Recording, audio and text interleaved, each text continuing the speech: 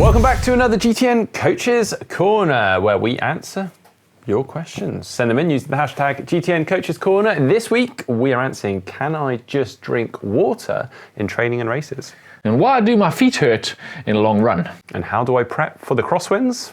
And can I do a 70.3 just 3 weeks before my full distance? And should I do 2 4-month training programs for a race that's in 8 months' time? Right, let's get into your questions, starting with Mr. Stoons. Hashtag GTN Coaches Corner. Why can't I walk further than 30 kilometers? I'm fit and can ride more than 150 kilometers, swim 4 kilometers in under 2 hours, and don't feel wasted, but my feet are in agony before I can finish the marathon distance. I have a desk job and mostly commute by bike. How can I train my feet without spending too much time walking? Okay, this is most likely a shoe problem, because your feet shouldn't hurt that much in a long run. I mean, maybe the first time you go up to like 30 kilometers, you can expect a bit of foot pain the next day and a little bit of pain towards the end of that run, but you should very quickly adapt to that, and it shouldn't be that painful continuously. So your feet, your shoes are the first place we're going to look. Too small or not enough arch support, not enough cushioning, all of these things can lead to foot pain. Essentially, your feet are bunch of small little bones, and they are going to start taking a pounding if they're not getting supported properly. So make sure you're in the right shoes. Also, I mean, too big is also a problem, but too big is more going to be... You're not... Yeah, exactly. You're probably going to start getting rubbing rather than actual foot pain. Now, I get this actually sometimes in cycling. I've not actually had it running, but I get like hot points on my feet almost, which is not pleasant. And advice to you would be to check your shoes. Oh, yes, there we go. Not enough arch support often is the problem, because if you have a high arch or your feet are not strong enough, they start collapsing and starts putting pressure on all those little bones and all the little joints between those bones, and it starts getting really, really sore. You need the shoes that have the right cushioning for you. Too soft, that's really going to like those bones are going to start moving all over the place and they're going to get really sore. Too hard, and obviously you're looking at impact forces. You need the right ones. We'd suggest you head to a specialist running store, get your gait analyzed so that you get the right shoes for your size, for your weight, for your gait, for your foot strike, so that you are in the right ones. And then most importantly, the right shoes for your distance that you're running. You know, some shoes just don't provide enough support to go more than 10 kilometers. So once you've done all of that, if you still have a problem, you can start maybe strengthening those feet.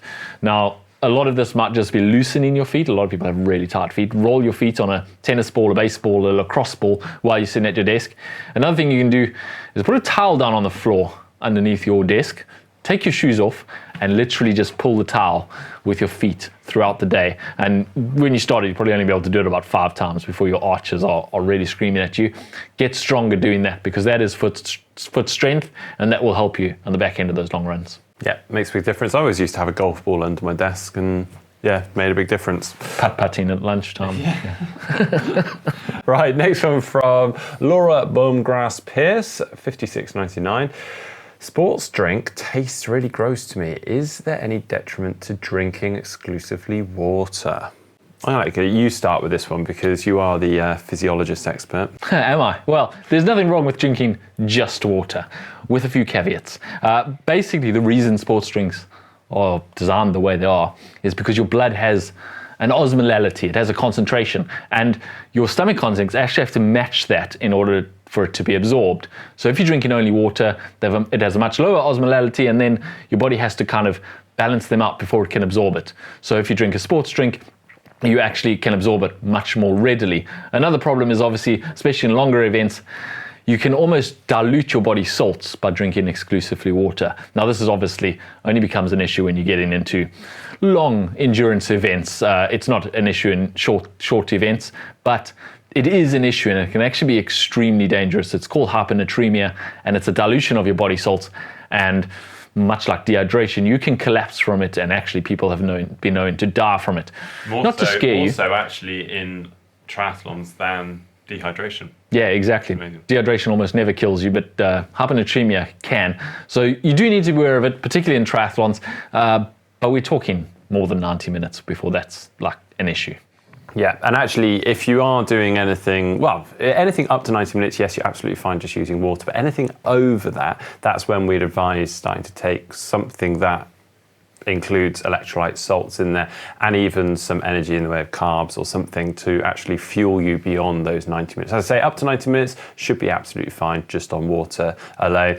And if it helps, there are actually a lot of brands out there, Precision Fuel and Hydration, our own partner, they actually have drinks and products out there that are actually quite light in their taste. So if you're finding some like those famous brands that are quite sugary, finding them a bit gross, there are other options out there and available. Yeah, struggling with the sweetness, especially after a long time, is a very common thing. So find one that has a light taste, and you may find it's okay, but we would suggest that if you are going anywhere more than 90 minutes, you get some salts into that, some electrolytes, because your performance will start dropping if you're drinking only water beyond that duration. Okay, next one from Pepe Petrov, and also actually another one from Lev Bobrov.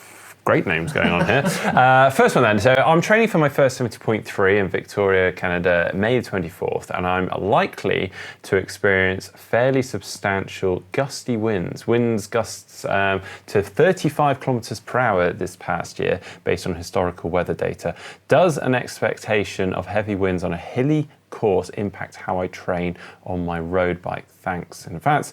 Next one also was, do you have any tips for learning to ride a TT bike in crosswinds? I mean, the simple thing to do is Petrov actually says, thanks, you guys rock, eh? you can tell he's Canadian, eh? I like that. I mean, obviously, the main thing, easier said than done perhaps, is just getting out and experiencing and riding in those crosswinds. And that means actually learning, getting your confidence up on the bike, balance, the skills, having the same race setup where possible, getting out on that quite regularly and just being at one with your bike. Yeah, it's not always possible to get out of the wind, but just having bike skills, even if you practice them without any wind, being able to balance and corner and being comfortable and one with your bike, also being able to eat and drink whilst controlling your bike, because that's what gets people when it's windy. They just stop eating and drinking because they're scared to take their hand off their handlebar. So get really comfortable with your bike.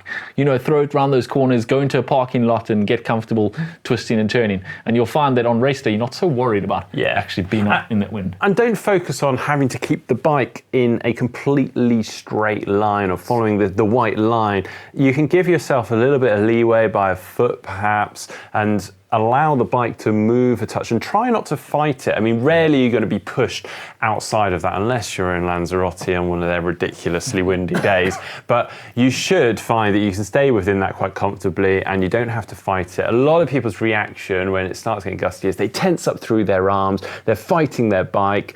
And they're trying to stay on a line that's like this narrow. You don't have to. And that just accentuates things because they're fighting and then the wind hits them and it's sort of jarring all over the place. You got to go with the flow a little bit, man. You got to just if it pushes you to the right, go to the right a bit, man. You get what we're saying, yeah? Don't fight to stay exactly on the perfect line. Just let yourself go a little bit and you're fine. The wind never pushes you meters to the side. I mean, maybe not never, but very seldom is it strong enough. But also with that, obviously, you may want to consider your race setup. If you are worried about this and you are struggling in training, don't go for super deep wheels because deep section wheels are not faster if you're terrified. Exactly. So whilst they may be more aerodynamic, if you're terrified and you're clinging on for dear life, they're not going to be faster in the long run. Yeah, get a setup you're comfortable with. Right, Tom H9064 says, #GTN Coaches Corner. I'm doing my first 140.6 distance race in July. This will be my main goal race next year. There is a local 70.3 which I would like to do, but it is 3 weeks before. Do you think this is too close to my main race if I take this as a training effort rather than a full race effort? Do you think it could work well in prep for the 140.6 race 3 weeks later? Thanks. This is a really common question because what happens, obviously, is all the races tend to be in a finite time of the year when the weather's great, and often, you're trying to do a local race, which it sounds like you are, and then your main race, and they quite often fall in close proximity to one another. Now, you actually used to do this yourself. Lots of races. You used to, if I remember rightly, you used to do a 70.3 about a month prior to Kona. Yep, often, 3 weeks even. I did Cozumel 3 weeks before Kona. It is definitely doable, and it is a good thing to do, really. It is a good way to peak your fitness. It is a good way to have one last really intense session to smash yourself, and you can smash yourself in that and still be recovered for the full distance 3 weeks later. The issue is not so much the race effort. The issue is everything around it. You have to structure it properly. Now, you say you're going to do it as a training race, and that's fine. But if you taper for it and you recover after it for 10 days, that's a big taper. You're then talking about 4 to 5 weeks out of proper training right in the lead up to your Ironman, and that's a problem. So you need to train through that 70.3, which means you're going to do that 70.3 a bit tired, which is okay if you treat it as a training race. But then you have to understand that you're not going to feel so good, you're going to be a bit flat, you're not going to be firing on all cylinders, and if that's going to bump your confidence going into the Ironman, is it now worth you actually doing it? Yeah, and you're rocking up to your local race, you want to impress everyone. Yeah, the other thing is obviously the risk that comes with a race. All races have some risk involved. You're in a controlled environment, but there are other athletes out there. You can crash, you can even just get niggles, you can even get ill because of the effort and because of the exposure to all those other athletes and etc. So you've got to really weigh up whether it's worth it. If your 140.6 is your main focus, is it actually worth you doing that, or just simulating a brick session at home where you can control all the factors? It is quite difficult to choose. I would say absolutely go for it. Just be mindful of the fact that you're not going to be firing on all cylinders if you've not tapered for it. It's not going to be the same effort level. You probably won't hit the same paces even that you might hit in your full distance, and just enjoy the day. Use it as a training day, and then you're absolutely fine. It's probably all about knowing yourself. Some people probably can't let go of that ego. Yeah, just don't throw away your 140.6 because you absolutely want to destroy everyone in your local 70.3. All right, then, final question from Kurishman. I have another question which I hope gets answered elsewhere. Doing a 10K Garmin coach program at the moment, which ends in December. Then I have 8 more months till I run my first half marathon. How would you suggest I train in those 8 months? Should I do 2 Garmin coach half marathon plans back to back, one faster than the previous, or would that be too much training and could lead to injury? Or instead, should I do another faster 10K program and then follow up with a half marathon plan? Wow. This is actually quite a common question because programs are always like 12, 16, 20 weeks long. And people pick their races that are in 6, 8, 10 months time. And then they're like, well, I got to get going because I want to get fit for it. So I'm going to start my program. But also the program isn't long enough to get me to the race. The reason programs are the length that they are is because there is a benefit to focusing on a race for 3 to 4 months. If you start going beyond 4 months, you're going to lose focus, you're going to lose progression, you're going to increase fatigue, you're going to start getting stale, and you're not going to hit your peak right when you want to hit that race. So going much longer than that is a problem. Going much shorter than that, obviously, you don't have enough time to actually get fully prepared for it. So 3 to 4 months is where you find most programs. Now, if your race is 8 months' time, you don't want to be starting a 3-month program for a race in 8 months' time. So the solution is generally to pick a intermediate goal, because then you can focus fully on that, recover a little bit from it, and then go again.